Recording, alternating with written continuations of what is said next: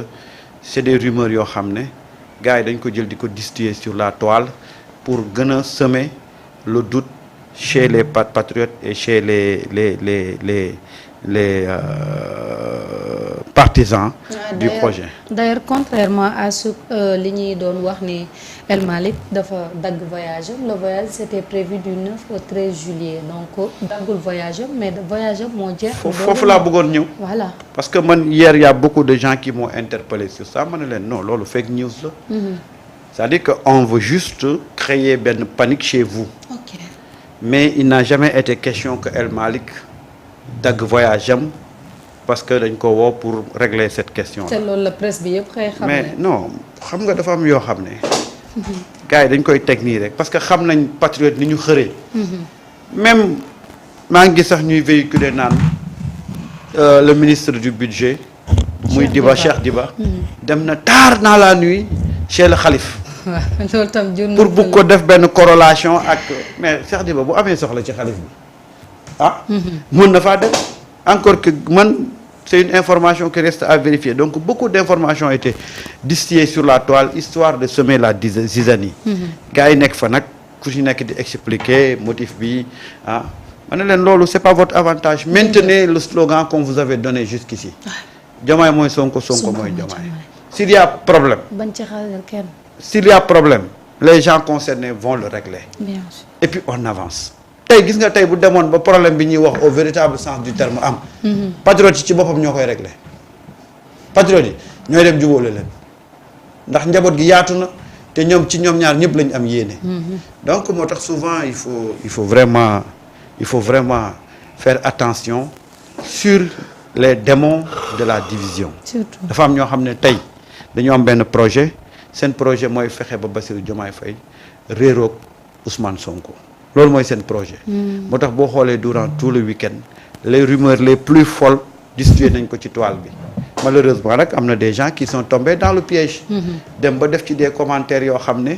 ëpp na nit nag il faut ngay am sérénité parce que fa ngeen jëm ça demande beaucoup de sérénité et de capacité de discernement sur les informations. surtout mais bu fekkee ne nag da ngay yomb a këf toujours dañ lay jël di la manipuler parce que les démons sont là hein. Et ils n'ont pas encore dit leur dernier mot. Tant que ce couple-là existe di doxal ils feront tout pour arrêter ça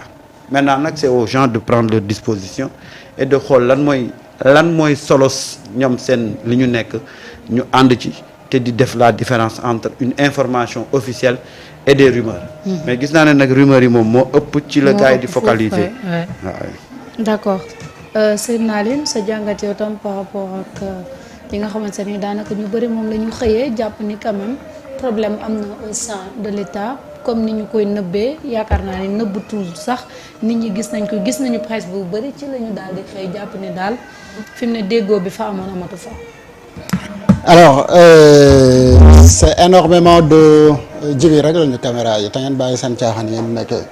ngeen defar caméra yi ba mu rafet ah ngeen war a def émission ngeen nekk di góor xilax rek. question bi lan la encore. léegi da ngay xool en direct. ah non dañu war a ñëw def émission ngeen toog ci couloir yi di guuxi leer.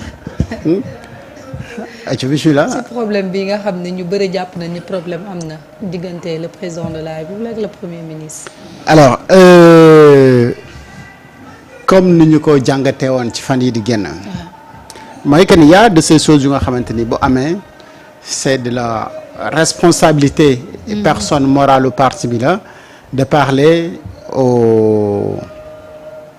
militants. et sympathisants de Pastef. alors ñun on a longuement expliqué lan mooy la stratégie ak ban posture le leader bi war a am en cas où il y a par exemple une communication de crise et en période de communication de crise dafa am lu nga xamante ni moom lay laaj et gis nga li nga xamante ni moom moo ci am comme développement aussitôt après bi nga xamante ni le président du parti Pastef expliqué ne ko si quelques rumeurs de couloir yi nga xamante ni am na dafa am yu nga xamante ni nag après dañ ko ci dégg là fa laa bëgg a commencer laataamaa ñëw ci véritablement li essentiel u ñun suñu gis-gis ak liñ ci am comme information et des gens nous ont dit Oui, comme notamment le gars qui est au Canada, mais qui ne fait que mentir à longueur de journée sur beaucoup de sujets d'ailleurs. Mais deuxième femme au président xaw ma lan. des choses yu nga xamante ni c'est-à-dire borom xel mu sell. boo ko déggee da ngay xam ne lii amul sens it's no sense. c'est-à-dire ça n'a vraiment pas de sens. Et ici on parle de la République on parle d'un parti politique on parle donc de responsabilité suñu demee tuuti si ginnaaw am na ay jamono le premier ministre Ousmane Sonko doon expliquer ne juste après bi nga xamante ni moom jàpp na ne lii ne ba ñu yegg au pouvoir Bassirou Diomaye Diakhar Faye daf ko woon nay ko dama bëgg ñu nekk ay xarit. mu ne ko kon nekk ñu woon ay xarit mu ne ko non ay xarit la ñu woon waaye dama bëgg mu gën a dëgër. mooy ba fexe ba nga xamante ni suñu diggante dara dafa xaj. et boo xoolee constaté li nga xamante ni moom moo jot a xew au moment où Diomaye nekk président de la République da ngay gis ni am na des choses yu nga xamante ni daf ko avancé loo si seen relation humaine entre ñoom ñaar au-delà mu tuddee Ousmane Sonko rek doom mais tuddee na également yaayu Ousmane Sonko doom. foofu de dara xaju alors wane ne entre nous deux au-delà de la politique dafa am leneen lu nga xamante ni xajul suñu diggante mais responsabilité Ousmane Sonko la moom en tant que président du parti politique de s'adresser aux militants mais qui ne savait pas que ne am na ay militants yoo xamante ni dañu amoon frustration mais loolu moom mooy la triste réalité et que frustration boobu lan moo ko indi woon ñenn ñi jàpp ne yenn si ay doxalin dafa yéex te li ñu diggee woon ñoom ak ñooñu nekk loolu loolu c'était la rupture et cetera et cetera mais le président du parti il vient pour dire à ses militants que ni dafa am benn réalité bu nga xamante ni donc fi fekk mooy la réalité donc du pouvoir et man je n'incarne pas le pouvoir mais ki nga xamante ni moom moo koy incarné mooy Bassirou Diomaye Diakhar Faye mais dafa am ay contours yu nga xamante ni daf ko tënk et contours yooyu noonu mënul xëy rek xëtt ko waaye bu fekkee ni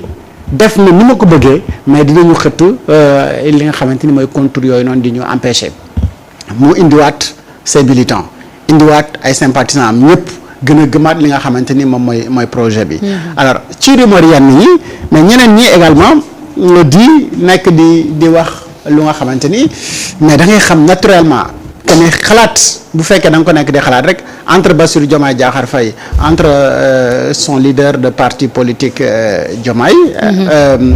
Ousmane Sonko autant pour moi mais dafa am ñu nga xamante ni xaju fa alors ñu ñëw ci voyage bi nga xamante ni Bassirou astafurlah le président de l'Assemblée nationale def na ko El Malick mais en France El Malick était invité justement ci benn mbir bu mu war a participer et war a retourner ñu ne donc crise bi la des gens sont allés jusqu'à dire autre chose parce que boo xoolee ce que les gens appellent les kuluna ni ñuy xalaatee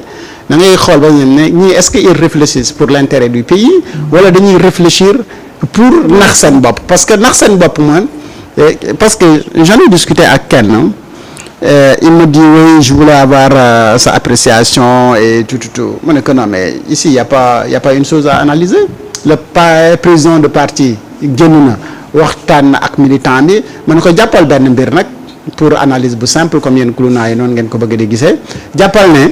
bu fekkee ne am na benn député benn directeur général benn PCA benn ministre wala benn kenn ku nga xamante ni xaw ngaa am ay responsabilité ba bëgg a saxi laaf xamal ne yow la Ousmane Sonko doon waxal ne la comme man maa bàyyiwul ki ci kaw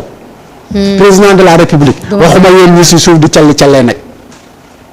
et képp ku nga xamante ni nekkoon nga ci suuf doon jéem a calli-calli di jéem a saxi laaf mais moom wax na ak yow kuy songu le président de la République pour wax ko dëgg mais kooku bàyyiwul keneen donc ñooñu doon calli-calli man ko jàppal ci commentaire boobu dégg nga xam ne foo demati yow boo toogee bu la gars yi waxee nga ne non noo waxuloon ak Diomaye mu ngi doon wax ak ses ministres wala directeur général wala PCA wala PCS yi nga xamante ni dañuy jàppoon ne ñoom fu ñu toll comme am nañ ndombal tànk mën nañoo saxi laaf président parti bi ñëw ne leen lu ngeen mënti doon mën a du keneen sagam maa ko sañ a wax président de la République yéen tamit ñii yoree responsabilité war a dox ni projet bi di war a doxee mais yéen ñii laa bëgg ngeen régler seen pecc te liggéey bi te loolu lu waaye dégg na xam na ni am na ñu nga xamante ni véritablement li tax ñu teg leen ci bërëb yi ñu nekkul noonu la ñu nekk di doxee. waaw ku la fa mën a romb dem si président de la République ngir wax ko ay dëggam yow mi nga xamante ni yaa ngi nekk fii di calli te am aspect de responsabilité rek yow moomu est-ce que boo dégloo Ousmane Sonko wax ba pare doo wax ne attention. waa ji naa kat xoolaat sama toogaay. man lay waxal xam nga nag ñun si suñu posture parfois pour réaction à chaud yi day xaw a métti pour ñu mën ko def parce que parfois on écoute mais du ñu dégg ndax période bi fi mu lay fekk nga war a dagg ay vidéo war a def yenn yi war a nangam sangam du déglu affaire bi bu baax mais boo demaatee ci recul bi nga déglu ko même la communication morpho-gestuelle de Ousmane Sonko sax di doon wax lu bëree bëri tu sens que ni véritablement nit la bu mën a sonn si njabootam mais am na yu bëri ñoo xamante ni njabootam gi yombalal luñ ko. parce que bëgg-bëgg bi ak moom fi mu bëgg affaire bi yegg ak ni mu bëgg mu yeggee mooy que ni y a des choses yu nga xamante ni mu ngi xew mais yooyu neexu ko et loolu nag ñi nga xamante ni ñoom ñoo njabootam ñoo war a am cette lecture là que ni véritablement kii dafa nekk ne moom mooy définition projet bi en quelque sorte. et dama doon dégg barki démb la samedi dem ci benn panel ma dégg benn ministre bu jege Ousmane Sonko la mu posé nag ñaari question mais man bëggoon ko si sax yokkal beneen ñaari question yu xaw a banal mais yu am solo mooy fu projet bi toll. ma jàpp ne képp koo xamante ni leader nga am responsabilité ci nguur gi yow question boobu nga war a poser mooy fan la projet bi toll parce que askan wi loolu la ñuy laaj mais boo dëppaatee question bi comme ni mu ko doon waxee mais nga laajee it fan nga toll ci projet bi. waaw loolu tamit question la. fan nga toll ci projet bi man dama ko ci bëggoon yokkal ne ak lan la projet bi di bañ fu projet bi toll. yow fan nga toll ci projet bi mais ana lan la projet bi di bañ. dëgg la de foog nga xam ko. et ces trois questions là ku ko tontu xam comprendre dégg également li Ousmane Sonko doon wax mooy ana fan la projet bi toll ana fan la ñu toll ci projet bi. ana lan la projet bi di bañ. man ma jàpp ni ces trois questions fondamentales là moom la le président du parti Ousmane Sonko doon essayer de trouver une réponse à ses militants à ses sympathisants également au président de la République et au staff de PASTEF ak tout ce qui tourne autour mooy que ni gars yi ñun dañu gàddu ab projet présenté ko les Sénégalais ne leen ñun dañu bëgg a dagaan baatu sénégalais yi mais baatu sénégalais yooyu pour ñu dagaan ko voilà le projet voilà la solution de vie bi nga xamante ni moom la ñu proposé. man maay porteur projet bi man maay définition projet bi échec gu projet boobu noonu sama échec la échec gu projet boobu noonu man sama gàcce lay doon te gàcce googu noonu da nga ko ci gis ne Ousmane ku ragal gàcce la. ñun waxuñu lu neex Ousmane de on dit la vérité. lu neex Ousmane waxuñu ko mais on dit la vérité et si monsieur Sonko qui à chaque fois que parti moom Pastef soxla mais dina ci def lu mu mën ak lu mu mënul pour dem et ni ñu waxante dëgg Pastef c'est un parti la moo xamante ni xam nga lan mooy seen défaut parti mu mën xeex la mais mënuñu politique. est-ce que dégg nga dama ne parti la bu mën a xeex mais mënuñu politique parce que politique dafa am lu mu àndal xam nga mën a xeex mooy fexe ba lépp lu fi injuste ngeen dindi ko injustement mais politique nga mën ko mooy que ni nag ginnaaw ba nga xeexee injustice yëpp mooy képp ku àndoon ak yow di politique nga fexe ba nga xamante ni moom ci xam-xamam ci contribution am ci tabax réew mi mu am position boo nga xamante ni moom moo ko si jël yow di nga dem rey ñay indi bala ngaa sédd sa waa kër nga sédd waa koñ bi yëpp ba mu desi yàq nga ne ana waa kër gi lu ñu lay xoole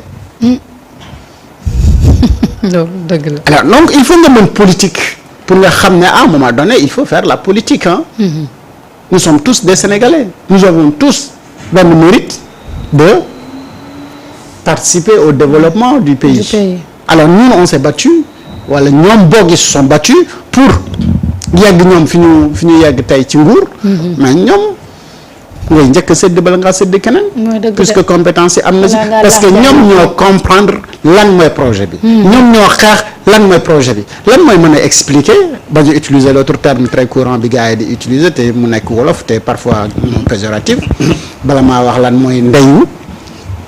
pare jël mbir yi jox ko ñeneen ba tax ñooñu di gàllankoor yéen seen objectif ak seen gis-gis mais loolu day indi ay frustration et que ces frustrations là moom moo mën a gàllankoor donc projet bi donc bu ñu tontoo ñetti question yii te ma jàpp na loolu moom moo nekkoon fondamentalu waxtaanu Ousmane Sonko bi mooy ana fan la projet bi toll ana fan nga toll yow ci projet bi ana lan la projet bi di bañ léegi ñii nekk ci commentaire yi loolu it bëgg naa leen ko laaj ñetti question yii nii tontu leen ma ci ana fan la projet bi toll